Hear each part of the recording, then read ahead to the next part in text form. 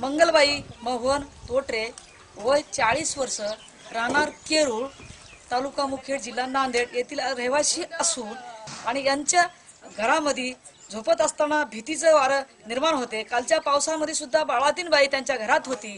2 दिवसाचं बाळ सुद्धा त्यांच्या घरात होतं। त्यांची गरिबी परिस्थिती असल्यामुळे ते स्वतःच्या पैशावर घर बांधू शकत नाही। ऐपतच नाही की आपले घर बांधायचे ऐपत नाही। आता असलं चौकून पाणी आहे, चौकून चिखोल आहे, वारं वावदान असल्याच वाऱ्या घरामध्ये बाळातीनबाई राहत होती। घरकुलासाठी बकळ परत नाही केली आपण। घरकुल आम्हाला DRD खाली नाव नाही म्हणून घरकुलच येणं झाले।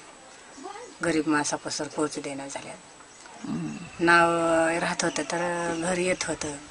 2-4 जागी अर्ज दिले, आमदारला दिलो, आमदारच्या बाईला दिलो, झालं तहसील मध्ये दाखल केलो, पंचायत समितीला दिलो, तरी कोणी अर्जाची काय आपल्याला ठेका लागला नाही। 100 एकर जमीन असणाऱ्याचे नाव DRD खाली परत येतात आणि आमचं नाव रोज एखाद्या मंजूरला जाऊन आम्ही एवढे गरीब माणसं असून जर आमचं नाव जर DRDला येईना तर शासन बी आंधळाच असेल आमच्या ईशाला, असं वाटते आम्हाला।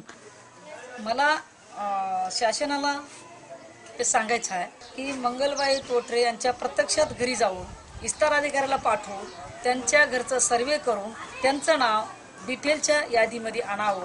घरकुलाची यादीमध्ये नाव आणून त्याला घरकुल बांधून दिलं तर त्यांना निवारा मिळत। लोकांना मला असं आवाहन करायचं आहे की मंगलबाईच्या लढ्यामध्ये तुम्ही उतरावं आणि माननीय गटविकास अधिकारी कांबळे साहेब यांना या फोनद्वारे संपर्क साधून फोन नंबर 02461, फोन नंबर 22 25 38 या फोनवर संपर्क करून त्यांना घर मिळण्यासाठी मदत विनंती करावं।